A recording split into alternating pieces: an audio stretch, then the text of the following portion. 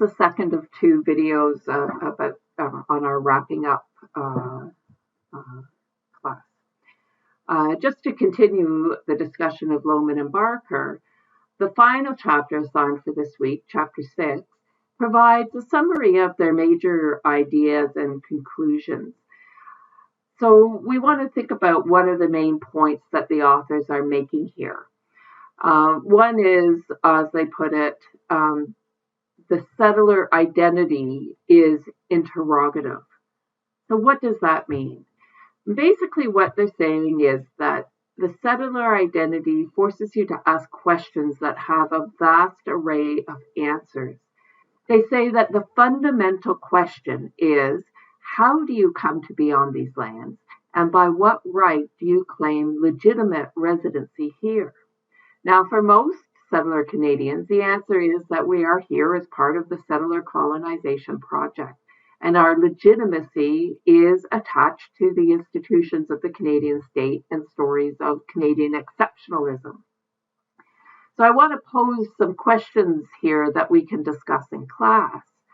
I want you to think about what is the difference between choosing to identify as a settler and choosing how one will act on that identity. The next one is, what do we have to do to make that choice of undoing settler colonialism? And how do we do this in a society that's defined in part by the invisibility of systemic oppression from within? And then I want you to think about as well, what is the difference between anti-colonial and decolonizing actions? I think that it's important to recognize the difference between these things.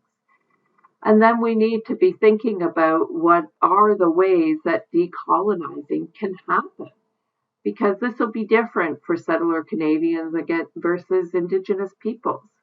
They will be doing different things.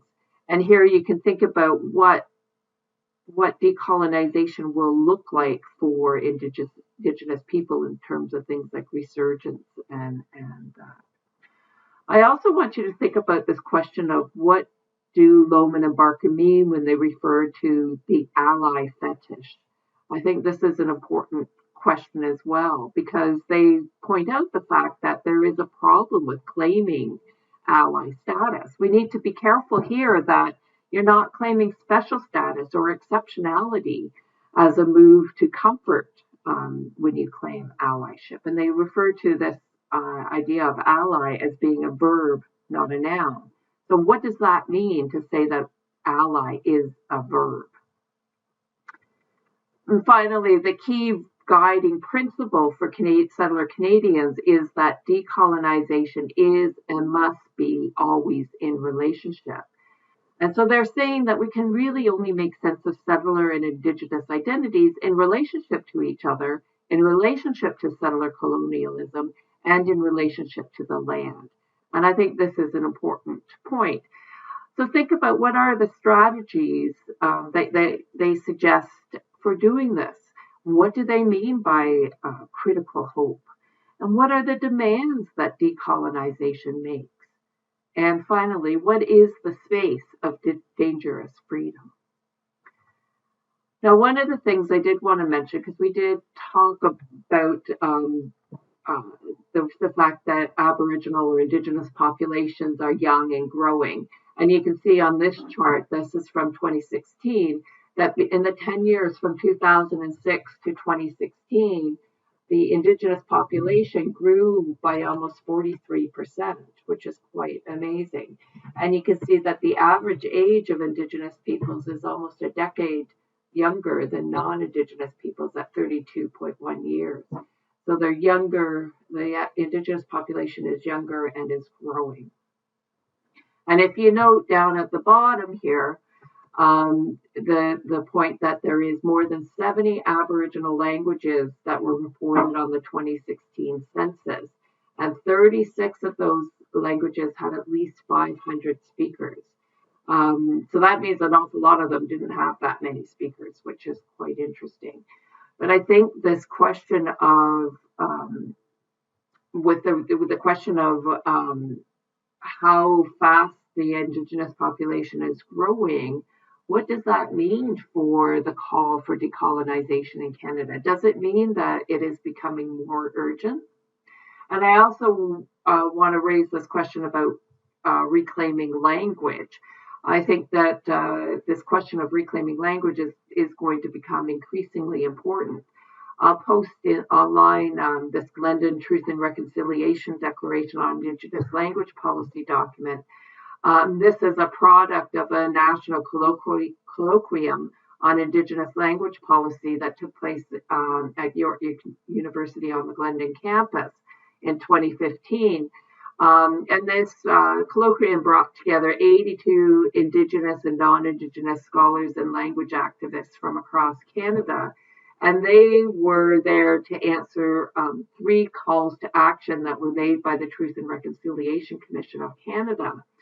These 3 calls asked the federal government to grant Indigenous language rights as part of the Canadian Constitution, to bring in an Indigenous Languages Act, and to create an Office of Indigenous Languages Commissioner.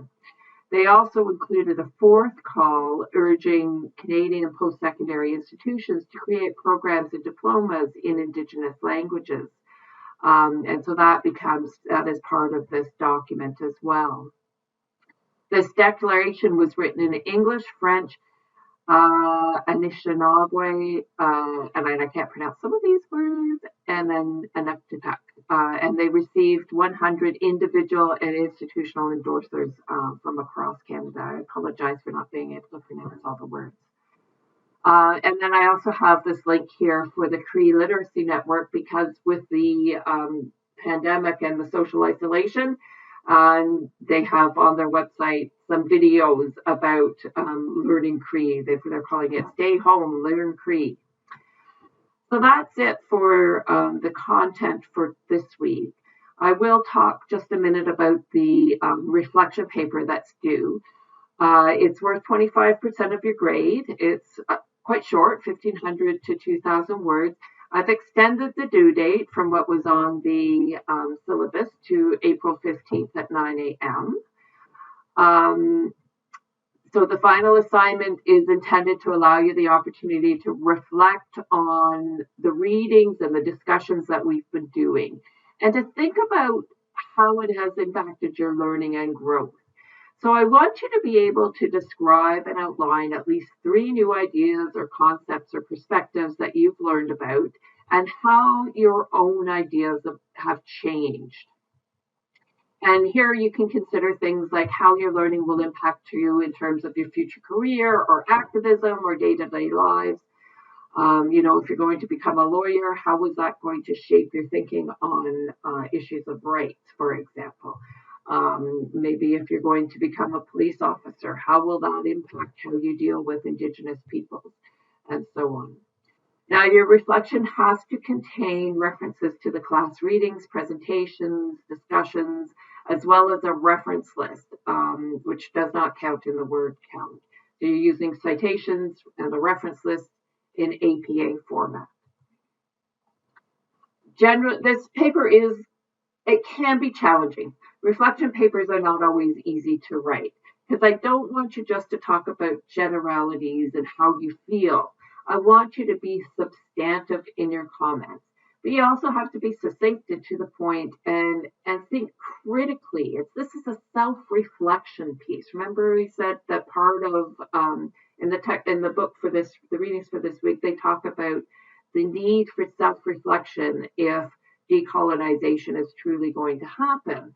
So this is a point where you can do some self-reflection on your identity as a settler, on how you are going to become an active ally, become active in this decolonization process. So that's where we'll end. I will say that you're going to put your reflection in a Word document and submit it into Blackboard. It will go through, turn it in just as usual. We will not have a class next week because there's no readings assigned, and I think we've covered everything, and we should have time tomorrow to talk about any questions that you have. However, I'm always available. Just shoot me an email, and I will we'll set up at a time to talk on Google Meets or some other video chat function, or the telephone if all else fails. So I am so sad that our term is ending, and this was a great class, and I really appreciated the critical thinking that you all brought to our discussions. And I will see you online.